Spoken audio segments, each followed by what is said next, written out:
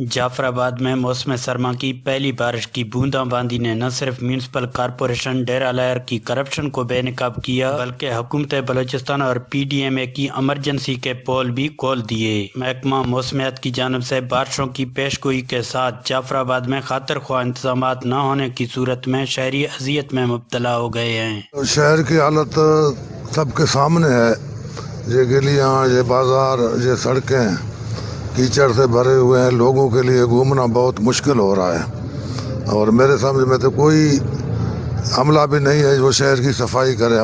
مجھے تو کوئی نظر نہیں آیا جہاں پر، بالکل گندی حالت ہے۔ کوئی ٹاؤن والی کمیٹی والے میرے خیال میں ابھی تک سوئے ہوئے ہیں۔ معمولی بارش نے پورے شہر کو پانی پانی کر دیا۔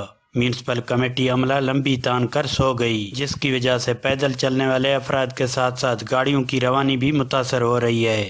معمولی سی بارش پہ یہ پورا شہر جو ہے کیچڑ کا ڈھیر بن چکا ہے، اور پہلے بھی شہر میں نہ صفائی ہے، کچھ بھی نہیں ہے۔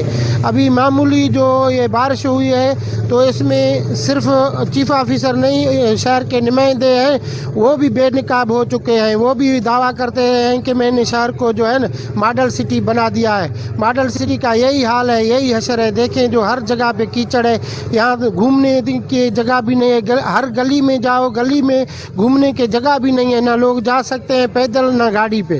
اعلیٰ حکام سے ہم یہی مطالبہ کرتے ہیں کہ نوٹس لیں، ان کا کرپشن کا ثابت کریں کہ کہاں پہ انہوں نے پیسے خرچ کیے ہیں، چاہے چیف آفیسر ہو چاہے نمائندے ہو۔ برساتی پانی نالیوں کے گندے پانی سے مل کر شہریوں کے گھروں اور دکانوں میں داخل ہونے لگا۔ شہری اپنی مدد آپ کے تحت صفائی ستھرائی کرنے پر مجبور ہو گئے ہیں۔ ڈیرہ لائر کے شہریوں نے چیف آفیسر کا تبادلہ اور شہر کی صفائی کو بحال رکھنے کا مطالبہ کیا ہے۔